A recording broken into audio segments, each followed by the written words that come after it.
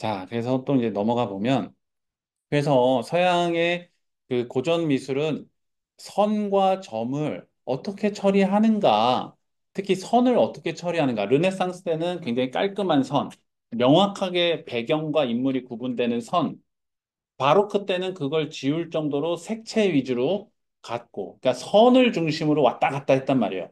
로코코 때는 유선형이 들어가기도 하고, 그러다가 인상주의가 되면 요거를 좀 해체를 하기 시작합니다.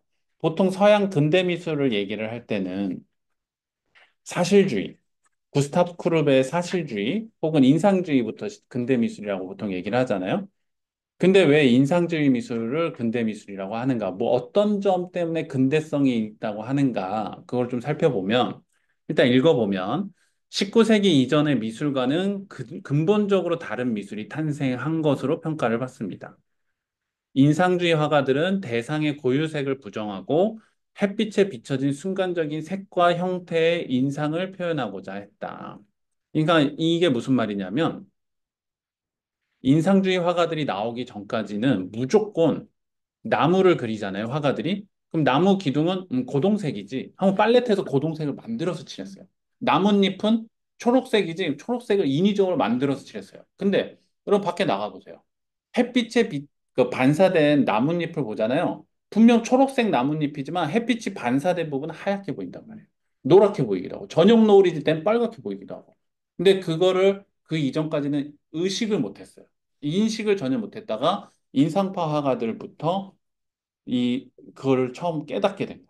그래서 그 이전에 전통시대의 화가들이 그냥 팔레트에서 색을 만들어서 인위적으로 고유색, 나무의 고유색, 뭐 갈색과 초록색 이렇게 칠하는 거는 일루전이다. 이렇게 얘기를 한 겁니다. 그래서 인상주의 화가들은 직접 밖에 나가서 다이렉트로 보고 스케치를 하면서 색을 칠하면서 다이렉트로 저 부분은 나뭇잎인데 하얀색이 보이네. 그 하얀색을 다이렉트로 칠하는 거예요.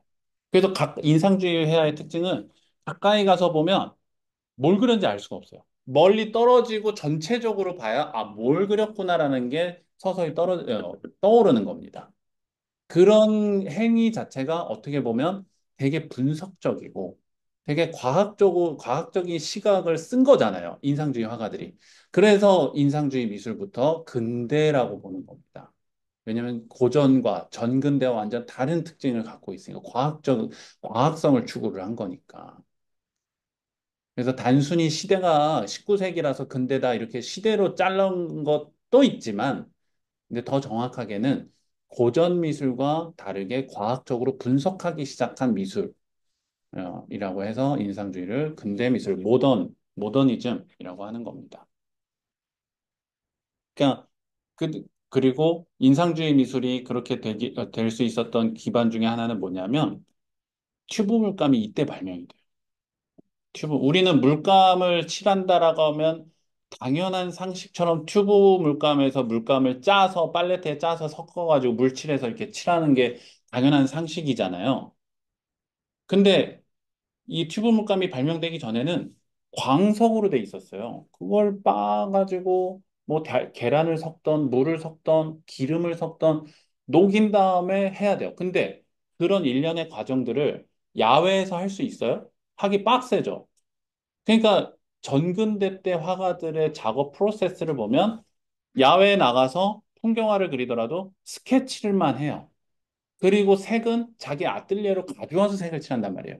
근데 이 공백, 이 간극이 주는 그 파급력이 얼마나 크냐면 당장 내가 저 봤을 때는 햇빛에 비춰진 부분은 하얀데, 이거 하얀 벽이잖아요. 근데 저 조명이 칠해진 부분은 약간 누른기가 나잖아요. 그 외 부분은 까만 게 회색기가 나고.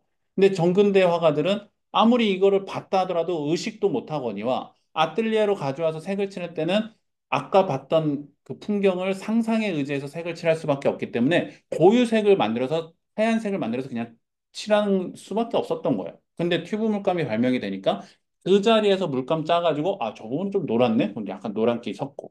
저 부분 조금 회색이 보이네? 회색 섞고. 이렇게 해서 칠할 수가 있었던 겁니다. 그러니까 인상주의라는 미술 자체가 굉장히 과학 문명의 발달에도 영향을 받았다. 그래서 굉장히 근대적이다. 이렇게 얘기를 하는 거죠.